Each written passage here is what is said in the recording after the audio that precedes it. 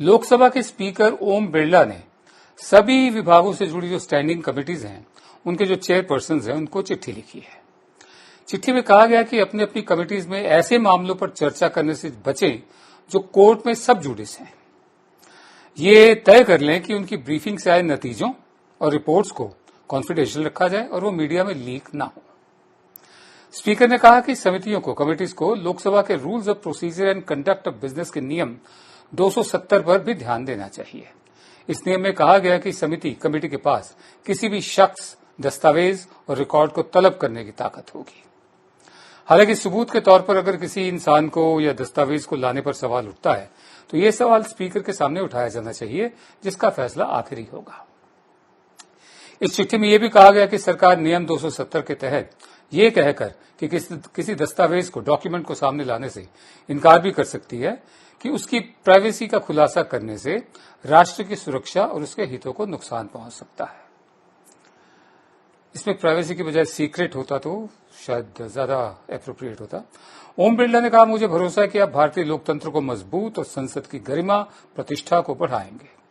Speaker ने एक ऐसे वक्त में खत लिखा है जब फेसबुक मामले में विवाद हो रहा है और शशि थरूर की अध्यक्षता वाली आईटी मामलों की जो स्टैंडिंग कमेटी है, उसकी बैठक 1 सितंबर को होनी है। मेरे साथ है कल्याणी शंकर, आप वरिष्ठ पत्रकार भी हैं और राजनीतिक विश्लेषक है। कल्याणी, बहुत शुक्रिया हमेशा की तरह अपना वक्त हमें देने के लिए। मेरा पहला सवाल यह है कि जो स्पीकर ओम बिरला ने चिट्ठी लिखी है, इसको आप किस तरह से देखती है? क्या ये कमेटीज के काम करने में दखल अंदाजी है? देखिए, बहुत दिनों से ये डिमांड होता था कि जो स्टैंडिंग कमेटी है उसको सीक्रेट नहीं रखना चाहिए, पब्लिक को रखना चाहिए। तो आपको याद होगा, सोमनाथ चटर्जी जब स्पीकर रहे वो इसको मान भी लिया, लेकिन उनके ऊपर भी थोड़ा प्रेशर आया कि इसलिए उन्होंने छोड़ दिया। तो अमेरिका में आप जाके देखिए, जो भी है, डेमोक्रेसी में पब्लिक का सब कुछ मालूम होना चाहिए। इस वजह से स्टैंडिंग कमेटी में जो भी आता है उसको पब्लिक को मालूम होने के लिए तो वो ओपन रखना चाहिए। लेकिन ये सीक्रेसी को बोल के ये इवन ये जो स्टैंडिंग कमेटी का वर्चुअल मीटिंग के लिए भी ये मना करते थे कि सीक्रेसी को तो ठीक से नहीं रख सकते, वो लोग कहाँ से बोल रहे हैं, कहाँ से बैठे हैं, हमको पता नहीं है। इसलिए इतना दिन तक स्टैंडिंग कमेटी कन्वीन करने के लिए भी मना कर रहे थे। लेकिन मुझे लगता है कि जैसे सोमनाथ चटर्जी ने माना है, ऐसा इनको जो और ओपन रखना चाहिए, इसको और कंट्रोल करने में डेमोक्रेसी का फायदा नहीं हो रहा है। जी, मैं आगे बढ़ता हूं। हमारे कॉन्स्टिट्यूशन में, संविधान में, लेजिस्लेचर, एग्जीक्यूटिव यानी कार्यपालिका और जुडिशरी यानी न्यायपालिका के जो अधिकार क्षेत्र हैं उसमें साफ साफ लकीर खींची हुई है। ओम बिरला का यह कहना कि पार्लियामेंट्री कमेटीज में उन मामलों को बहस नहीं होगी जो कोर्ट में है, संसद के महत्व को कम करता दिखाई पड़ रहा है। आई रिपीट, ये कहना कि पार्लियामेंट्री कमेटीज में उन मामलों पर बहस नहीं होगी जो कोर्ट में है, वो संसद के महत्व को कम करता है। हालांकि ओम बिरला ने पार्लियामेंट्री कमेटीज के प्रमुखों को लेकर खत में कहा है कि संसदीय समितियां, जो कमेटीज जो होती हैं, वो मिनी संसद की तरह से काम करती हैं। लोकसभा के सेक्रेटरी जनरल रहे पीडीटी आचार्य के मुताबिक रूल ऑफ सब जुडिस अभी मुकम्मल नहीं है, पूरा नहीं है।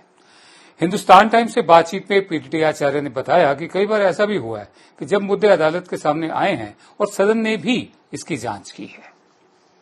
आचार्य ने कहा है कि एक नियम है कि जो मामले सब जुडिस होते हैं उन पर चर्चा नहीं की जानी चाहिए। हालांकि संसद के पास इसको सस्पेंड करने का नियम भी है जो राष्ट्रीय महत्व के विषयों पर चर्चा की इजाजत देता है। राज्यसभा के सेक्रेटरी जनरल रहे शमशेर शरीफ के मुताबिक जब से संसदीय समितियों का, कमेटीज का सदन के रूप में विस्तार हुआ है, स्पीकर ने सिर्फ खास मुद्दों पर ही ये कमेटीज के जो चेयरपर्सन है उनका ध्यान खींचा है। ये अक्सर समितियों के जो अध्यक्ष हैं, चेयरपर्सन हैं कमेटीज के, उनके विवेक पर छोड़ दिया जाता है कि किस मामले पर चर्चा हो, किस पर ना हो। कल्याणी, मेरा अगला सवाल आपसे यह है कि जब जुडिशरी, एग्जीक्यूटिव और लेजिस्लेचर, इनके अधिकार क्षेत्र साफ हैं, तो ऐसे में स्पीकर का खत संसद और इन कमेटीज के महत्व को क्या आपको कम करता हुआ दिखाई दे रहा है? या बिल्कुल कम करता है। जैसे आपने दोनों सेक्रेटरी जनरल का कोट किया, उन लोग तो उसी में कितना साल काम किया, उनको बिल्कुल सब रूल्स मालूम है। और दूसरा है कि आप देखिए हमारी जुडिशरी में अभी आप आज एक केस गया, कंट्रोवर्शियल केस भी हो, कुछ भी हो, वो पूरा होने के लिए थे 20 साल। अभी देखिए अयोध्या का अभी हुआ, इसका मतलब तो अयोध्या इतना 20 साल तक करना ही नहीं है क्या? ऐसा तो नहीं होगा ना। तो हर एक चीज जो कोर्ट में जाता है, आजकल तो बहुत ज्यादा चीज कोर्ट में जा रही है, तो इस वजह से ये कोर्ट में है, उसको स्टैंडिंग कमिटीज वो डिस्कस नहीं करना, ये वो भी सीक्रेट में कर रहे हैं, ऐसा नहीं है कि पब्लिक कर रहे हैं। तो इसका मुझे थोड़ा ठीक नहीं लग रहा है। जी, क्योंकि हमारे कोर्ट्स में मामले सालों साल चलते रहते हैं और जितने साल चलते रहेंगे उस विषय पर संसद में चर्चा ही ना हो, स्टैंडिंग कमिटीज में भी चर्चा ना हो, ये एक ऐसा रास्ता है जो चर्चा को बंद करता है। बहरहाल हम आगे बढ़ते हैं। देश और जनता से सीधे सरोकार रखने वाले कई अहम मामले कोर्ट में सब जुडिस है। अहम मामलों की बात करें जो इम्पोर्टेंट है, तो सिटीजनशिप अमेंडमेंट एक्ट को चुनौती देने वाली करीब 150 पिटीशन कोर्ट में लगी हुई हैं कि आप जब तक इनका हल नहीं आते, फैसले नहीं आते, तब तक क्या संसद या इन कमिटीज में चर्चा नहीं होगी? सालों साल लग जाएंगे। जम्मू कश्मीर से आर्टिकल 370 हटाने को चुनौती देने वाली करीब 23 अर्जियां कोर्ट में दी गई हैं। केरल के सबरीमाला मंदिर में महिलाओं की एंट्री को लेकर भी सुप्रीम कोर्ट में मामला चल रहा है। इसके अलावा ओबीसी कोटे में क्रीमी लेयर की समीक्षा का मामला भी सुप्रीम कोर्ट में चल रहा है। जो हमारे सूत्र हैं उनके मुताबिक संसद का मानसून सेशन 14 सितंबर से शुरू हो सकता है, जो 1 अक्टूबर तक चलेगा। मोदी सरकार इस सेशन में कई बिल पेश करने की तैयारी में है। सरकार की कोशिश ये रहेगी कि ज्यादातर बिल पास हो जाएं। सवाल यह है कि क्या संसद में उन मामलों पर बहस से रोक होगी जो सुप्रीम कोर्ट में है या किसी और कोर्ट में है, तो सब जुडिस है। बहरहाल कल्याणी, मेरा आखिरी सवाल आपसे यह है कि जनता के सरोकार से जुड़े मुद्दों पर सदन में चर्चा सिर्फ इस वजह से नहीं हो सकती कि वो सब जुडिस है, जो आपने भी जिक्र किया। ये अपने आप में एक तरीका तो नहीं है कि बहुत सारे इंपॉर्टेंट मामलों पर चर्चा हो ही ना, क्योंकि वो मामले अदालतों में सालों साल चलते रहेंगे। क्या क्वेश्चन क्या है आपका विनोद? क्या क्वेश्चन पूछे? मेरा क्वेश्चन ये है कि क्या ये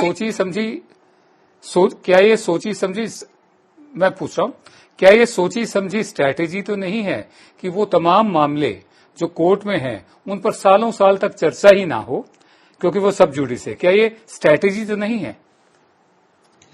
ये स्ट्रैटेजी हो भी सकता है, क्योंकि इस गवर्नमेंट में ज्यादा से ज्यादा जो सीक्रेसी रखने का बहुत दिलचस्पी है, इस वजह से भी हो सकता है। लेकिन जैसा आपने कहा, इसको फॉलो करने से पार्लियामेंट में भी कोई भी चीज आप डिस्कस नहीं कर पाएंगे। वो भी डेमोक्रेसी में तो जो इलेक्टेड रिप्रेजेंटेटिव्स हैं उनको ये अधिकार नहीं है, तो कौन कर सकता है? और जुडिशरी जल्दी भी नहीं कर रहे हैं, तो ये बड़ा प्रॉब्लम ही होगा। पता नहीं पूरा पार्लियामेंट में मेंबर्स में अपोजिशन में इसको कैसा लेंगे, क्या करेंगे, वो भी देखना है। और ये इसके पहले जो कोविड का टाइम में 3-4 महीने तक बहुत सारे standing committee including Shashi Tharoor और आनंद शर्मा और बहुत सारे लोग ये स्पीकर को चिट्ठी लिखा है और चेयरमैन को चिट्ठी लिखा है कि इनको स्टैंडिंग कमेटी को वर्चुअल मीटिंग करने के लिए अनुमति देना है, लेकिन उसके लिए तो मना कर दिया। तो अभी तो इनका होने वाला है शायद शशि थरूर का, लेकिन ये भी अभी कोविड को तो अलग विषय है। जैसे आप बोल रहे हैं, ये थोड़ा इतना पाबंदी पार्लियामेंट में डिस्कस करने के लिए होगा तो वो और कहाँ जाएंगे? पब्लिक का क्या विश्वास होता है? जी, उधर जैसे आपने जिक्र किया, मैं थोड़ा सा और बता दूं दर्शकों को। बीजेपी के एमपी है निशिकांत दुबे।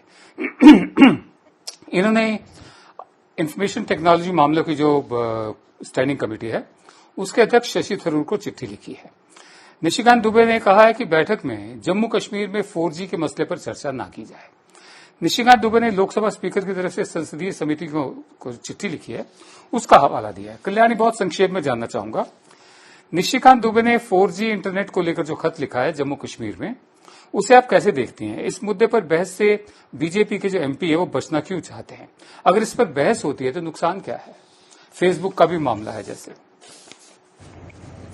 वो कोई लॉबी होगा मेरा हिसाब से। तो पार्टी में तो ऐसा मैंने नहीं सुना है कि पार्टी का लाइन ये है, लेकिन ये तो अलग से एमपी कर रहे हैं। बहुत सारे लॉबी हैं, देखिए चाइनीज लॉबी है, टेलीकॉम का लॉबी है और बहुत सारे लॉबी हैं। शायद वो लोग नहीं चाहते होंगे कि संसद में इसका विवाद हो, तो और स्टैंडिंग कमेटी में भी इसका विवाद हो। फेसबुक को लेके बहुत चल रहा था, इतना दिनों में फेसबुक को लेके शशि थरूर ने बहुत उठाया।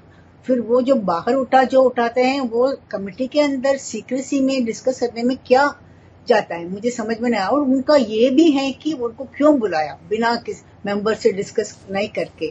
तो इसलिए अभी स्पीकर ने ये तय कर दिया कि कोई ऐसी विवादित सब्जेक्ट आने से स्पीकर का ऑर्डर फाइनल है, रूलिंग फाइनल। इस वजह से आगे का भी अभी वो तय कर दिया कि आगे ऐसा कोई विषय आने से स्पीकर के पास जाएगा, स्पीकर हाँ बोलने से वो विषय स्टैंडिंग कमेटी में आएगा, नहीं तो नहीं आएगा। वो पहले देखिए बहुत साल पहले, आई थिंक अर्ली 90s में ये जो स्टैंडिंग कमेटी हुआ, इसका जैसे आप बोले मिनी पार्लियामेंट कह सकते हैं। सब पार्टी में इसका रिप्रेजेंटेशन है। जिस पार्टी में जितना एमपी ज्यादा है लोकसभा में, उनके थोड़े ज्यादा मेंबर आएंगे, बाकी में कम आएंगे। लेकिन इसका मतलब ये है उसके बाद इसमें बजट में जो भी गवर्नमेंट का जो डिपार्टमेंट का डिस्कस होता है, वो उससे भी कमेटी में आराम से बैठ के बात कर सकते थे। फिर वही कमेटी का रिपोर्ट पार्लियामेंट में आएगा, वहां पर बाकी मेंबर्स जिसको जो बोलना है वो बोलेंगे। क्यों ये समय के लिए ये किया है और थोड़ा डिटेल भी जा सकते हैं, इस वजह से किया है। अभी इसका मतलब ही नहीं हो तो स्टैंडिंग कमेटी को वाइंड अप कर देना चाहिए।